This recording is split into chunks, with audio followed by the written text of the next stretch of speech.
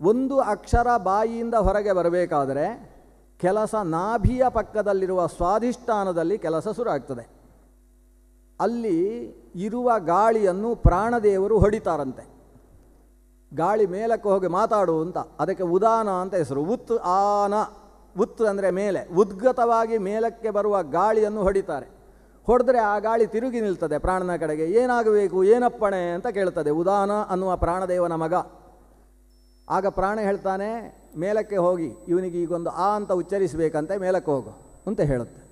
ಪ್ರಾಣನ ಆದೇಶ ಬಂದ ಕೂಡಲೇ ಇದು ಬಿಸಿ ಆಗುತ್ತಂತೆ ಗಾಳಿ. ಬಿಸಿಯಾದ ಗಾಳಿ ಅಲ್ಲಿಂದ ಮೇಲಕ್ಕೆ ಬರ್ತದೆ. ಇದು ಪ್ರಾಣಾಗ್ನಿ ಅಂತ ಹೆಸರು. ಈ ಪ್ರಾಣಾಗ್ನಿಯಿಂದ ಬಿಸಿಯಾದಂತಹ ಗಾಳಿ ಅಲ್ಲಿಂದ ಮೇಲಕ್ಕೆ ಬರ್ತದೆ. ಅಂದರೆ ಶಬ್ದ ಮೊದಲು ಆ ಅನ್ನುವ ಶಬ್ದ ಹುಟ್ಟಿದ್ದು ಎಲ್ಲಿ ಅಂದರೆ ನಾಭಿಯಲ್ಲಿ ಹುಟ್ಟಿತು. ನಾಭಿಯಲ್ಲಿ ಹುಟ್ಟಿದ ಶಬ್ದಕ್ಕೆ ಪರ ಅಂತ ಹೆಸರು.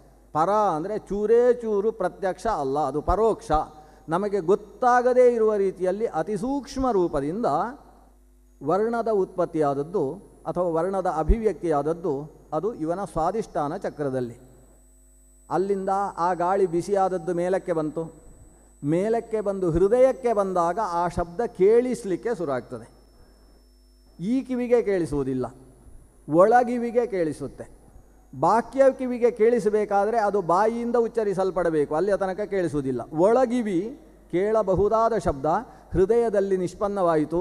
ಆ ಶಬ್ದವನ್ನು ಪಶ್ಯಂತಿ ಅಂತ ಕರೀತಾರೆ. ಚತ್ವಾರಿ ವಾಕ್ ಪರಿಮಿತ ಪದಾನಿ, ವೇದ ಹೇಳ್ತದೆ. ನಮ್ಮ ಮಾತಿಗೆ 4 ಹಂತಗಳಿದ್ದಾವೆ. ಮೊದಲ ಹಂತ ಪರ, ಪಶ್ಯಂತಿ, ಮಧ್ಯಮ, ವೈಖರಿ ಅನ್ನುವ 4 ಹಂತಗಳಲ್ಲಿ ವರ್ಣಗಳ ಅಭಿವ್ಯಕ್ತಿಯಾಗ್ತದೆ. ಈಗ ಪರ ಅಂತಿದ್ದಂತಹ ಪರೋಕ್ಷವಾದಂತಹ ವರ್ಣ ಹೃದಯಕ್ಕೆ ಬಂದಾಗ ಪಶ್ಯಂತಿ ಅನ್ನುವ ಸ್ಥಿತಿಗೆ ಬಂತು. ಪಶ್ಯಂತಿ ಯಾರು ಒಳಗಿವಿಯನ್ನು ಆಪರೇಟ್ ಮಾಡುವುದಕ್ಕೆ ಅಭ್ಯಾಸ ಮಾಡಿಕೊಂಡಿದ್ದಾನೆ ಅಂತಹ ಅಂತರ್ಮುಖಿಯಾದ ವ್ಯಕ್ತಿ ಒಳಗಿನಿಂದ ಆ ಶಬ್ದವನ್ನು ಕೇಳಬಲ್ಲ. ಅದನ್ನು ಅನಾಹತ ಧ್ವನಿ ಅಂತ ಕರೀತಾರೆ, ಅಥವಾ ನಾಗಸ್ವರ ಅಂತ ಕರೀತಾರೆ. ಪುರಂದರದಾಸರು ಇನ್ನೊಂದು ಪದ್ಯದಲ್ಲಿ ಹೇಳ್ತಾರೆ, ಕಣ್ಣಿನೊಳಗೆ ನೋಡೋ ಹರಿಯ ಮೂಜಗ ದೊರೆಯ, ಕಣ್ಣಿನೊಳಗೊಳಗೆ ನೋಡೋ ಹರಿಯ ಅಂತ ಹೇಳಿ ನಾಗಸ್ವರವ ಧ್ವನಿಯ ಕೇಳಲು ಬೇಕು, ಒಳಗಿನಿಂದ ನಾಗಸ್ವರವನ್ನು ಕೇಳಬೇಕು ಅಂತ ಹೇಳ್ತಾರೆ. ಆ ನಾಗಸ್ವರ ಅಂದರೆ ಕುಂಡಲಿನಿ ಶಕ್ತಿಯಿಂದ ಹೊರಹೊಮ್ಮಿರತಕ್ಕಂತಹ ಹೃದಯದ ಅನಾಹತ ಧ್ವನಿ. ಆಹತ ಅಂದರೆ ಹೊಡೆಯುವಂಥದ್ದು, ಅನಾಹತ ಅಂದರೆ ಹೊಡೆಯದೇ ಬಂದ ಧ್ವನಿ. ಬೇರಿಗೆ ಹೊಡೆದಾಗ ಬರುವ ಶಬ್ದ ಕಂಪನ ಶಬ್ದ. ಅದು ಹೊಡೆಯದೇ ಬಂದಂತಹ ಧ್ವನಿಗೆ ಕಂಪನಾತೀತ ಧ್ವನಿ ಅಂತ ಹೆಸರು. ಅದನ್ನು ಸಂಸ್ಕೃತದಲ್ಲಿ ಅನಾಹತ ಧ್ವನಿ ಅಂತ ಕರೆಯುವುದು. ಹೃದಯದಲ್ಲಿ ಆ ಧ್ವನಿ ಅದು ಪಶ್ಯಂತಿ ಅನ್ನುವ ಸ್ಥಿತಿಯಲ್ಲಿ ವ್ಯಕ್ತವಾಗ್ತದೆ. ಅಲ್ಲಿಂದ ಆ ಧ್ವನಿ ಮೇಲಕ್ಕೇರಿದಾಗ ಕಂಠದ ಹತ್ತಿರ ಬರ್ತದೆ.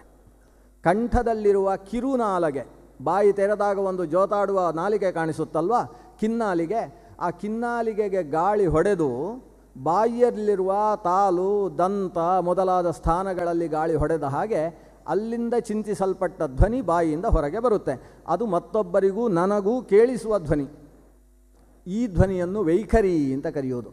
ಹೀಗೆ ಪರ, ಪಶ್ಯಂತಿ, ಮಧ್ಯಮ ಅನ್ನುವ 3 ಹಂತವನ್ನು ದಾಟಿ ಬಾಯಿಯಲ್ಲಿ ಹೊರಬಂದಾಗ ಅದು ವೈಖರಿ ಆಗ್ತದೆ. ಅದನ್ನು ಹೇಳ್ತಾರೆ ನಾದ ಬಿಂದು ಕಳೆಯುಳಿದ ಬಳಿಕ. ಅದು ನಾಭಿಯಲ್ಲಿರುವಾಗ ನಾದವಾಯಿತು, ಹೃದಯಕ್ಕೆ ಬಂದಾಗ ಬಿಂದುವಾಯಿತು, ಕಂಠಕ್ಕೆ ಬಂದಾಗ ಕಲೆಯಾಯಿತು. ನಾದ ಬಿಂದು ಕಲ ಅನ್ನುವುದನ್ನು ಘೋಷ ಅಂತ ಮತ್ತೊಂದು ಶಬ್ದದಿಂದ ಕರೀತಾರೆ. ಇದಿಷ್ಟು ಅಳಿದು ವೈಖರಿಯ ರೂಪದಲ್ಲಿ ಬಂದಾಗ ಅದು ಭಗವಂತನನ್ನು ಹಾಡುವ ಶಬ್ದವಾಗಿ ಲೋಕಕ್ಕೆ ಮಾರ್ಗದರ್ಶಕವಾಗ್ತದೆ. ಇಷ್ಟು ಅಳಿಬೇಕು, ಒಳಗಿನಿಂದ ಶಬ್ದ ಅನ್ನುವುದು ಆತನ ಬಾಯಿಯಿಂದ ಹೊರಗೆ ಬರಬೇಕು. ಹೀಗೆ ಹೊರಗೆ ಬಂದ ಶಬ್ದ ಮತ್ತೊಬ್ಬರ ಕಣ್ಣಿನ ಅಂತಃಪಟವನ್ನು ತೆಗೆದು ಹೊರಗೆ ಪ್ರಪಂಚವನ್ನು ದೇವರನ್ನು ತೋರಿಸುವ ಹಾಗಾಗಬೇಕು. ಆದರೆ ಆಗ್ತಾ ಇಲ್ಲಲ್ಲ, ಓದುತ್ತ ಮನದೊಳು ಒಂದನೂ ತಿಳಿಯದೆ. ಈ ಹೃದಯದಲ್ಲಿ ಭಗವಂತನನ್ನು ನಾವು ಕಾಣಬೇಕು ಅಂತಾದರೆ ಒಳಗೊಮ್ಮೆ ಶೋಧನೆ ಆಗಬೇಕು ಅಂತಾರೆ. ಶೋಧಿಸಿ ಸುಧೆಯ ಪ್ರಸಾದವನುಣ್ಣದೆ. ಪ್ರಸಾದ ಅಂತ ಕೇಳಿದ ಕೂಡಲೇ ಮೈಯೆಲ್ಲ ಚುರುಕಾಗ್ತದೆ. ಅಕಸ್ಮಾತ್ ಮಧ್ಯಾಹ್ನ ಭೋಜನಕ್ಕಿಂತ ಮುಂಚೆ ಏನಾದರೂ ಇದನ್ನು ಉಪನ್ಯಾಸ ಮಾಡಿದ್ದಿದ್ರೆ ಪ್ರಸಾದ ಅಂದುಕೊಳ್ಳೆ ಒಬ್ಬೊಬ್ಬರೇ ಹೊರಡುವ ಸಾಧ್ಯತೆ ಇರ್ತಿತ್ತು. ಅದು ಯಾವ ಪ್ರಸಾದ ತಗೊಳ್ಬೇಕು? ಶೋಧಿಸಿ ಸುಧೆಯ ಪ್ರಸಾದವನ್ನುಣ್ಣದೆ. ನಾವು ನಿರಂತರ ಸುಧಾ ಪ್ರಸಾದವನ್ನು ಒಳಗೆ ಉಣಬೇಕು. ಸುಧಾ ಅಮೃತದ ಪ್ರಸಾದವನ್ನು ಒಳಗಿನಿಂದ ಉಣ್ಣಬೇಕು ಅಂತ ದಾಸರು ಹೇಳ್ತಾರೆ. ಅದು ಯಾಕೆ? ಶೋಧಿಸಿ, ಶರೀರವನ್ನು ಶುದ್ಧ ಮಾಡುವುದಕ್ಕೋಸ್ಕರ ಅಂತ. ಮನುಷ್ಯ ಸುಮ್ಮನೆ ಕೂತರೆ ಸಾಕು, ಏನಾದರೂ ಯೋಚನೆ ಮಾಡ್ತಾನೆ. ಅದಕ್ಕೋಸ್ಕರ ಯಾರೂ ಸುಮ್ಮನೆ ಕೂತ್ಕೊಳ್ಬಾರ್ದು. ಒಂದೋ ಭಜನೆ ಮಾಡ್ತಾ ಇರಬೇಕು, ಇಲ್ಲ ಉಪನ್ಯಾಸ ಕೇಳಬೇಕು ಅಂತ ಯಾರಾದರೂ ಹಿರಿಯರು ವ್ಯವಸ್ಥೆ ಮಾಡಿ ಇಟ್ಟಿರ್ತಾರೆ. ಸುಮ್ಮನೆ ಕೂತರೆ ಆವಾಗ ಹೇಳ್ತಾರಲ್ವ, ಅದೆಲ್ಲ ದೆವ್ವಗಳ ಆಗಾರ ಆಗಿಬಿಡುತ್ತೆ, ಅವನ ಎಂಟಿ ಮೈಂಡ್ ಅಂತ ಒಂದು ಗಾದೆ ಉಂಟಲ್ವ. ಆದ್ದರಿಂದ ಸುಮ್ಮನೆ ಕೂಡಬಾರ್ದು, ಏನಾದರೂ ಚಿಂತನೆ, ಸಾತ್ವಿಕ ಚಿಂತನೆಯಲ್ಲಿ ಮನುಷ್ಯ ತೊಡಗಬೇಕು. ಸಾತ್ವಿಕ ಚಿಂತನೆಯಲ್ಲಿ ತೊಡಗುವ ಹೊತ್ತಿಗೂ ಕೂಡ ಅವನ ಮನಸ್ಸು ಎಲ್ಲೋ ಲೌಕಿಕವಾಗಿ ಬಹಿರ್ಮುಖವಾಗ್ತದೆ. ಅಲ್ಲಿ ಮನಸ್ಸು ಹೋಗುತ್ತೆ, ಇಲ್ಲಿ ಹೋಗುತ್ತೆ, ಅಲ್ಲಿ ಯಾವುದೋ ವಾಹನ ಹಾರ್ನ್ ಮಾಡಿತು ಅಂದರೆ ಹಾರ್ನ್ ಕಡೆಗೆ ಹೋಗುತ್ತೆ, ಮೊಬೈಲ್ ರಿಂಗ್ ಆಯಿತು ಅಂದರೆ ಯಾರದ್ದು ಇರಬಹುದು ಅಂತ ಆ ಕಡೆ ದೃಷ್ಟಿ ಹೋಗ್ತದೆ, ಒಗ್ಗರಣೆಯ ಶಬ್ದ ಕೇಳಿದರೆ ಅಂತೂ ಇನ್ನೆಲ್ಲೋ ಹೋಗುತ್ತೆ. ಹೀಗೆಲ್ಲ ಆಗುತ್ತೆ ಮನಸ್ಸು. ಈ ಮನಸ್ಸಿನ ಒಳಗಿನ ಅಂತರ್ಮುಖ ಸ್ಥಿತಿಯಲ್ಲಿ ಬಹಿರ್ಮುಖತೆಯನ್ನೇ ಪಾಪಪುರುಷ ಅಂತ ಕರೆಯೋದು. ಶರೀರದಲ್ಲಿ ಪಾಪಪುರುಷನ ಸನ್ನಿಧಾನ ಆಗಾಗ ಉಂಟಾಗ್ತಾ ಇರುತ್ತದೆ. ಈ ಪಾಪಪುರುಷನನ್ನು ದಹನ ಮಾಡುವಷ್ಟು ನಾವು ಮುಂದುವರಿಬೇಕಂತೆ. ಅದಕ್ಕೋಸ್ಕರ ಶರೀರದಲ್ಲಿ ಭಗವಂತನ ರೂಪಗಳನ್ನು ಚಿಂತಿಸಬೇಕು. ನಾಭಿಯಲ್ಲಿ ಆ ಪಾಪಪುರುಷ ಗಟ್ಟಿ ಕೂತಿರುವುದು ಎಲ್ಲಿ ಅಂದರೆ ನಾಭಿ ಪ್ರದೇಶದಲ್ಲಿ ಕೂತಿರ್ತಾನೆ. ನಾಭಿ ಪ್ರದೇಶದಲ್ಲಿರುವ ಪಾಪಪುರುಷನನ್ನು ಮೊದಲು ಉರಿದು ಭಸ್ಮ ಮಾಡುವುದಕ್ಕೋಸ್ಕರ ಒಂದಿಷ್ಟು ಒಣಗಿಸಬೇಕು. ಒಣಗಿಸುವುದಕ್ಕೋಸ್ಕರ ನಾಭಿಯಲ್ಲಿರುವ ದೇವರನ್ನು ಪ್ರಾರ್ಥಿಸಬೇಕು. ವಾಯುಬೀಜದಿಂದ ಎಂ ಅನ್ನುವ ವಾಯುಬೀಜವನ್ನು ಪ್ರಾರ್ಥನೆ ಮಾಡಿಕೊಂಡು ಅಲ್ಲಿ ಕಪ್ಪು ಬಣ್ಣದಲ್ಲಿರತಕ್ಕಂತಹ ಪ್ರದ್ಯುಮ್ನ ಅನ್ನುವ ರೂಪ ಅದನ್ನು ಒಣಗಿಸುವ ಹಾಗೆ ಅವನ ಹತ್ರ ಕೇಳಬೇಕು. ಭಗವಂತನ ಪ್ರದ್ಯುಮ್ನ ರೂಪ ಒಳಗಿನಿಂದ ಗಾಳಿ ಬೀಸಿ ಬೀಸಿ ಬೀಸಿ ಆ ಪಾಪಪುರುಷನನ್ನು ಒಣಗಿಸುವುದು ಒಳಗೆ ಅನುಭವಕ್ಕೆ ಬರಬೇಕು. ಸುಮ್ಮನೆ ಓಂ ಯಂ ನಾಭೌ ಷಡ್ಕೋಣ ಮಂಡಲ ಮಧ್ಯಸ್ಥಃ ನೀಲವರ್ಣ ವಾಯುವಂತರ್ಗತ ಶ್ರೀ ಪ್ರದ್ಯುಮ್ನೋ ಭಗವಾನ್ ಮಚ್ಚರೀರಸ್ಥಂ ಪಾಪಪುರುಷಂ ವಾಯುನಾ ಶೋಷಯತು. ಒಳಗೆ ವಾಯುವಿನಿಂದ ಅದನ್ನು ಒಣಗಿಸಲಿ ಅಂತ ಪ್ರಾರ್ಥನೆ ಮಾತ್ರ ಅಲ್ಲ, ನಮಗೆ ಅನುಭವಕ್ಕೆ ಬರಬೇಕು. ನಮ್ಮ ಪಾಪಪುರುಷ ಒಣಗಿ ಹೋಗಿದ್ದಾನೆ, ಬರೀ ಸವಕಲು ಆಗಿ ಹೋಗಿದ್ದಾನೆ. ಸವಕಲು ಆದ ಆ ಪಾಪಪುರುಷನನ್ನು ವಾಯುದೇವ ಎಬ್ಬಿಸಿ ಮೇಲಕ್ಕೆ ಹೃದಯಕ್ಕೆ ತಂದು ನಿಲ್ಲಿಸ್ತಾನೆ. ಯಾಕೆಂದರೆ ಹೃದಯದಲ್ಲಿ ಉರಿಯುವ ಬೆಂಕಿ ಇದೆ. ಉರಿಯುವ ಬೆಂಕಿ ಯಾವ ಬಣ್ಣ? ಅದು ರಕ್ತವರ್ಣ, ಕೆಂಪು ಬಣ್ಣದ ಬೆಂಕಿ. ಅನಿರುದ್ಧ ರೂಪಿಯಾದ ಭಗವಂತ ಓಂ ರಂ ಹೃದಯೇ ತ್ರಿಕೋಣಮಂಡಲ ಮಧ್ಯಸ್ಥಃ ರಕ್ತವರ್ಣ ವನ್ಯಂತರ್ಗತ ವನ್ಯಂತರ್ಗತನಾದ ಭಗವಂತ ಅಲ್ಲಿ ಕೂತುಕೊಂಡು ಅದನ್ನು ಒಣಗಿಸಿ ಬಿಡ್ತಾನಂತೆ. ಅನಿರುದ್ಧ ರೂಪಿಯಾದ ಭಗವಂತ ಹೃದಯದಲ್ಲಿ ಕುಳಿತು ಈ ಒಣಗಿ ಬಂದಿದ್ದಂತಹ ಪಾಪಪುರುಷನನ್ನು ಭಸ್ಮ ಮಾಡ್ತಾನೆ. ಒಳಗಿನಿಂದ ಪಾಪಪುರುಷನ ಭಸ್ಮ ಆಯಿತು. ಇದರ ಅಂತರ್ಮುಖವಾದ ಚಿಂತನೆ ಬೇರೆ ಇದೆ. ನಾನು ಆ ವಿಸ್ತಾರಕ್ಕೆ ಹೋಗದೆ ಸಾಮಾನ್ಯ ನಾವು ಮಾಡಬೇಕಾದ ಚಿಂತನೆಯನ್ನು ಅಷ್ಟನ್ನೇ ಹೇಳ್ತಾ ಇದ್ದೇನೆ. ಹೃದಯದಲ್ಲಿ ಪಾಪಪುರುಷನ ಭಸ್ಮವಾಯಿತು. ಪಾಪಪುರುಷ ಅಂದರೆ ಯಾವುದೋ ಒಂದು ದೇಹ, ಅದು ಸುಟ್ಟು ಚಿತೆಯಲ್ಲಿಟ್ಟ ಹೆಣದ ಹಾಗೆ ಹೀಗೆಲ್ಲ ಆಲೋಚನೆ ಮಾಡಬೇಡಿ. ನಮ್ಮಲ್ಲಿದ್ದ ತಾಮಸವಾದ ಗುಣಧರ್ಮಗಳೆಲ್ಲ ಸುಟ್ಟು ಹೋದವು ಅಂತ ಕಲ್ಪನೆ ಮಾಡಿಕೊಳ್ಬೇಕು. ಆ ಭಸ್ಮವನ್ನು ಮೂಗಿನಿಂದ ಸಂಕರ್ಷಣನನ್ನು ಚಿಂತನೆ ಮಾಡಿಕೊಂಡು ಹೊರಗೆ ಹಾಕಬೇಕು. ಭಸ್ಮ ಹೋಯಿತು. ಇಷ್ಟು ಒಳಗೆ ಒಂದು ದಹನ ಆಗಿ ಹೋಯ್ತಲ್ಲ, ಇನ್ನು ಇಡೀ ಶರೀರವನ್ನು ಶುದ್ಧ ಮಾಡುವುದಕ್ಕೆ ಈ ಬ್ರಹ್ಮರಂಧ್ರದ ಮೇಲೆ ಕೈ ಇಟ್ಟುಕೊಳ್ಬೇಕು. ಬ್ರಹ್ಮರಂಧ್ರದ ಮೇಲೆ ಕೈ ಇಟ್ಟು ಬ್ರಹ್ಮರಂಧ್ರದಲ್ಲಿ ಕುಳಿತಂತಹ ಭಗವಂತನ ವಾಸುದೇವ, ಅದು ವರುಣಾಂತರ್ಗತನಾದ ವಾಸುದೇವ, ಅಚ್ಚ ಸ್ವಚ್ಛವೆನಿಸಿದ ಕ್ಷೀರಸಾಗರದ ಮಧ್ಯದಲ್ಲಿ ಕುಳಿತಿರುವ ಭಗವಂತ ವಾಸುದೇವ, ಪರವಾಸುದೇವ. ಆ ವಾಸುದೇವನನ್ನು ಶಿರಸ್ಸಿನಲ್ಲಿ ಚಿಂತನೆ ಮಾಡಿಕೊಂಡು ಆ ವಾಸುದೇವ ಆ ವರುಣನ ಮೂಲಕವಾಗಿ ಸುಧೆಯನ್ನು ಸುರಿಸ್ತಾ ಇದ್ದಾನೆ, ಅಮೃತ ವೃಷ್ಟಿಯನ್ನು ಶರೀರದಲ್ಲಿ ಮಾಡ್ತಾ ಇದ್ದಾನೆ ಅಂತ. ಇಲ್ಲಿಂದ ಅಮೃತ ವೃಷ್ಟಿಯಾದರೆ ಅದು ಆ ಸುಷುಮ್ನ ಅನ್ನುವ ನಾಡಿಯ ಮೂಲಕ ಅಮೃತ ಇಳಿತದೆ. ನಮಗೆ ಅನುಭವಕ್ಕೆ ಬರಬೇಕು, ಒಳಗೆ ಅಮೃತ ಇಳಿತಾ ಇದೆ, ಆ ಒಳಗಿನ ರಸಾನುಭವ ಆಗಬೇಕು. ಅದು ಯಾವಾಗ ಆಜ್ಞಾಕ್ಕೆ ಬಂತು ಅಲ್ಲಿಂದ ಇಡಾ ಪಿಂಗಲಗಳ ಜೊತೆಗೆ ಇಳಿಯುತ್ತೆ ಅಮೃತ. ಆಮೇಲೆ ಅಲ್ಲಿಂದ ಕೆಳಗಿಳಿತಾ ಇದ್ದ ಹಾಗೆ 100 ನಾಡಿಗಳಲ್ಲಿ ಇಳಿಯುತ್ತೆ. ಅಲ್ಲಿಂದ ಹೃದಯಕ್ಕೆ ಬಂದಾಗ 72,000 ನಾಡಿಗಳಲ್ಲೂ ಕೂಡ ಆ ಅಮೃತ ರಸ ಶರೀರದಲ್ಲಿ ಸಂಚರಿಸುತ್ತೆ. ಶರೀರದಲ್ಲಿ ಅದು ಸಂಚರಿಸ್ತಾ ಇದ್ದಾಗ ಒಳಗೆ ಜುಳು ಅಂತ ಅನುಭವ ಆಗ್ತದೆ. ಮಹಿಪತಿ ದಾಸರ ಹತ್ರ ಕೇಳಬೇಕು, ಹೇಗೆ ಅನುಭವ ಆಗ್ತದೆ? ಅವ್ರು ಹೇಳ್ತಾರೆ, ಜುಳು ಜುಳು ತುಳು ತುಳು ತುಳು ತುಳು ಜುಳು ಜುಳು ಅಂತ ಹೇಳ್ತಾರೆ. ಅಷ್ಟೇ, ಅದು ಅನಿರ್ವಚನೀಯವಾದ ಒಂದು ಆನಂದದ ಅನುಭವ. ಅದನ್ನು ನಾವು ಎಂಥ ಆನಂದ ಅಂತ ಶಬ್ದದಿಂದ ಬಿಡಿಸಿ ಹೇಳಲಿಕ್ಕಾಗೋದಿಲ್ಲ. ಒಂದು ತುಳು ತುಳು ತುಳು ಆಗುತ್ತೆ ಅಷ್ಟೇ. ಅದು ಏನು ಅಂತ ವಚನದ ಮೂಲಕ ನಿರೂಪಿಸುವುದಕ್ಕೆ ಸಾಧ್ಯ ಇಲ್ಲ. ಅಂತಹ ಅಮೃತ ರಸದ ಸೇಚನ ಪ್ರಸಾದ, ಆ ಅಮೃತ ರಸದ ಪ್ರಸಾದವನ್ನು ನಾವು ಉಣ್ಣಬೇಕು, ಅದನ್ನು ಅನುಸಂಧಾನ ಮಾಡಿಕೊಳ್ಳಬೇಕು. ಶೋಧಿಸಿ ಸುಧೆಯ ಪ್ರಸಾದವ ನುಣ್ಣದೆ ಓದುತ ಮನದೊಳು ಒಂದನೂ ತಿಳಿಯದೆ ಬರೀ ವಂ ಶಿರಸಿ ವರ್ತುಲ ಮಂಡಲ ಮಧ್ಯಸ್ಥ ಶ್ವೇತವರ್ಣ ವರುಣಾಂತರ್ಗತ ಶ್ರೀ ವಾಸುದೇವೋ ಭಗವಾನ್ ಮಚ್ಚರೀರಂ ಅಮೃತವೃಷ್ಟ್ಯ ಆಪ್ಲಾವಯತು ಅಂತ ಬರೀ ಶಬ್ದ ಹೇಳ್ತಾರೆ, ಒಂದನ್ನೂ ಅನುಭವಿಸುವುದಿಲ್ಲ. ಇವರೆಲ್ಲ ಮುಂಡೆಯರಾದರು ಪಂಡಿತರೆಲ್ಲರೂ. ಬರೀ ಶಬ್ದವನ್ನಷ್ಟನ್ನೇ ಹಿಡ್ಕೊಂಡು ಮಂತ್ರ ಗುಣುಗುಣು ಅಂತ ಹೇಳಿದರೆ ಇವರಿಂದ ಏನು ಆಂತರಿಕವಾದ ಸಾಧನೆ ಆಯಿತು? ಒಳಗಿದ್ದ ಗಂಡನನ್ನೇ ತಿಳಿಲಿಲ್ಲ ಅಲ್ವಾ? ಮನೆಯಲ್ಲಿರುವ ಗಂಡನನ್ನು ತಿಳಿಯದೆ ಪಕ್ಕದ ಮನೆಯವರ ಕಡೆಗೆ ಮನಸ್ಸು ಹಾಕಿದಂತಹ ಒಬ್ಬಳು ಹೆಣ್ಣಿಗೂ ಇವನಿಗೂ ಏನು ವ್ಯತ್ಯಾಸ ಇದೆ? ಮುಂಡೆಯರಾದರಲ್ವ ಈ ಪಂಡಿತರು. ಇಷ್ಟು ಬೇಸರದಿಂದ ಅಂತಹ ಶಬ್ದವನ್ನು ದಾಸರು ಆಡ್ತಾರೆ.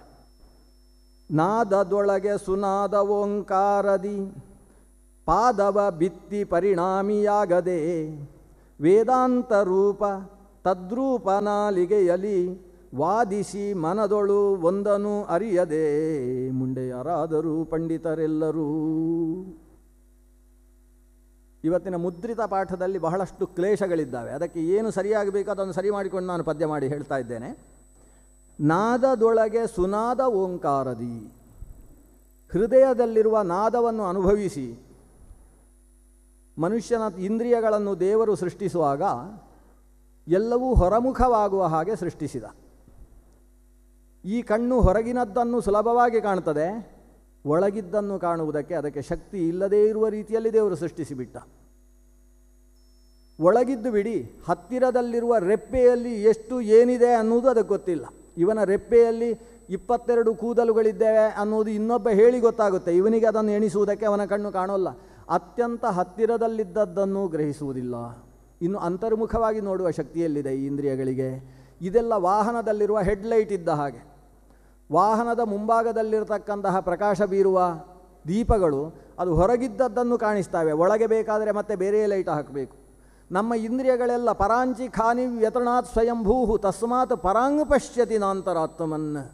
ಎಲ್ಲವೂ ಹೊರಮುಖವಾಗಿ ನೋಡ್ತಾವೆ ಹೊರತು ಒಳಮುಖವಾಗಿ ನೋಡ್ತಾ ಇಲ್ಲ. ಕಿವಿಯೂ ಅಷ್ಟೇ, ಹೊರಗಿನ ಎಷ್ಟೆಷ್ಟು ದೊಡ್ಡ ಶಬ್ದವೂ ಬೇಡ, ಚಿಕ್ಕ ಚಿಕ್ಕ ಶಬ್ದವೂ ಅವನಿಗೆ ಕೇಳಿಸುತ್ತೆ.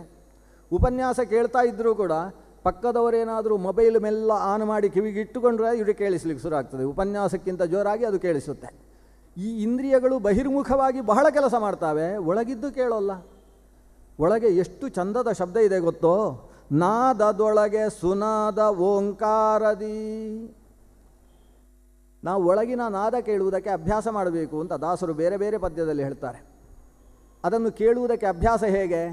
ಈ ಕಿವಿಯ ಪಕ್ಕದಲ್ಲಿ ಒಂದು ಕಿರಿಗಿವಿ ಅಂತಿದೆ, ಕಿಬ್ಬಿವಿ ಅಂತ ಕರೀತಾರೆ. ಕಿವಿಯ ಪಕ್ಕದಲ್ಲಿರುವ ಒಂದು ಚಿಕ್ಕ ಕಿವಿ.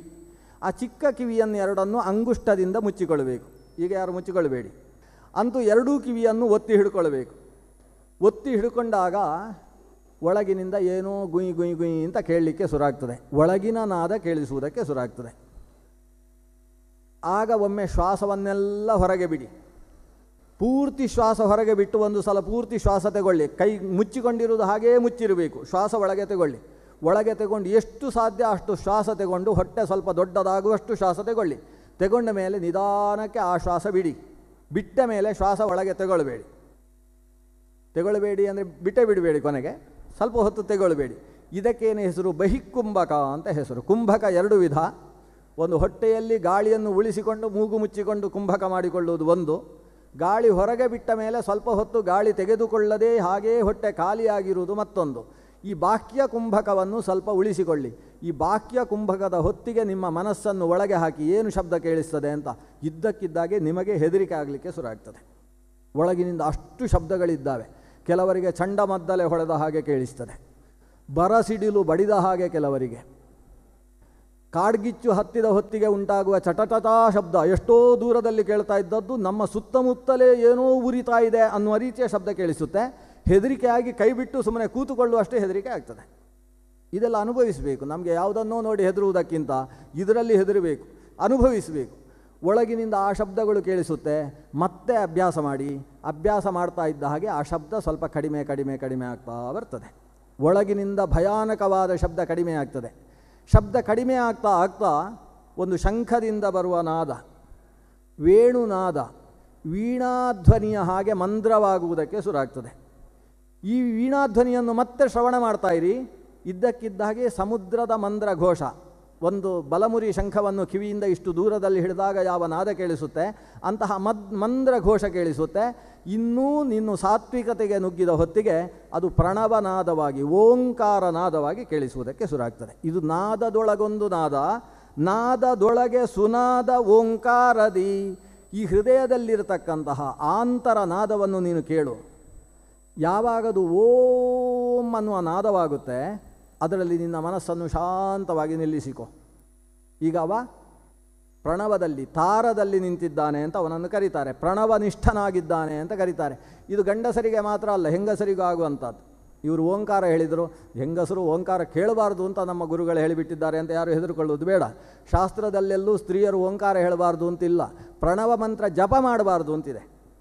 ಇವತ್ತು ಕೆಲವರಿಗೆಲ್ಲ ಭಾರಿ ಹೆದರಿಕೆ, ಓಂ ಅದು ಒಂದು ಫೋನ್ ಬಂದಾಗ ಹರಿ ಓಂ ಅಂತ ಹೇಳಬೇಕು ಅಂತ ನಮ್ಮಲ್ಲಿ ಸಂಪ್ರದಾಯ ಇರೋದು. ಹಲೋ ಅನ್ನೋದು ಎಲ್ಲೋ ಪರದೇಶದಿಂದ ಬಂದದ್ದು. ಹೆಂಗಸರಿಗೆ ಹರಿ ಅಷ್ಟೇ, ಓಂ ಹೇಳೋಲ್ಲ. ಅದು ಗಂಡನ ಹೆಸರು ಹರಿ ಆದರೆ ಇನ್ನಷ್ಟು ಬಚಿತಿ. ಒಟ್ಟು ಓಂಕಾರ ಅನ್ನೋ ಹೆಂಗಸರು ಪಾಪ ಹೀಗೂ ಹೇಳುವ ಹಾಗಿಲ್ಲ. ನಾವು ಓಂಕಾರವನ್ನು ಹೇಳಬಾರ್ದು ಅಂತಲೇ ಹೆಂಗಸರು ಹೇಳಬಾರ್ದಾ? ಸಂಸ್ಕೃತದಲ್ಲಿ ಓಂ ಅನ್ನೋದು ಒಂದು ಮಂತ್ರ ಇದೆ, ಓಂ ಅನ್ನೋದೊಂದು ಅವ್ಯಯ ಇದೆ. ಓಂ ಅನ್ನುವ ಅವ್ಯಯಕ್ಕೆ ಆಗಬಹುದು ಅಂತ ಅರ್ಥ. ನಾಳೆಯ ದಿವಸ ದಯವಿಟ್ಟು ಕುಂಕುಮಕ್ಕೆ ಬರಬೇಕು ಅಂತ ಪಕ್ಕದ ಮನೆಯವರು ಕರೆದರೆ ಸಂಸ್ಕೃತ ಮಾತಾಡುವ ಹೆಂಗಸರು ಹೇಗೆ ಹೇಳಬೇಕು? ಓಂ. ಅಲ್ಲ, ಓಂ ಅಂತ ಹೇಳಬಾರ್ದು ಅಂತ ಗಂಡ ಕಪಾಳಕ್ಕೆ ಹೊಡೆದ್ರೆ ಹೊಡಿಸಿಕೊಳ್ಳಿ, ಆದರೆ ಆಚಾರ ಹೇಳಿದ್ದಾರೆ ಅಂತ ಆಮೇಲೆ ಹೇಳಿ. ಓಂ ಅಂತ ಹೇಳಬಾರ್ದು ಅಂತ ಸ್ತ್ರೀಯರಿಗಿಲ್ಲ. ಓಂಕಾರದ ಮಂತ್ರವನ್ನು ಜಪಿಸಬಾರ್ದು, ಅದು ಅವರ ಗರ್ಭಕೋಶಾದಿಗಳಿಗೆ ಆ ಜಪ. ಯಾಕಂದರೆ ಅದನ್ನು ನೋಡಿ ವಿವರಿಸ್ತಾರೆ ಇಲ್ಲಿ, ಪಾದವ ಬಿತ್ತಿ ಪರಿಣಾಮಿಯಾಗದೆ. ಆ ಹೃದಯದಲ್ಲಿ ಕೇಳತಕ್ಕಂತಹ ಏನು ಪ್ರಣವ ಇದೆ, ಅಕಾರ ಉಕಾರ ಮಕಾರಾತ್ಮಕವಾದಂತಹ ಮಂತ್ರ ಇದೆ, ಆ ಮಂತ್ರದಲ್ಲಿ ಪಾದವನ್ನು ಬಿತ್ತಬೇಕು.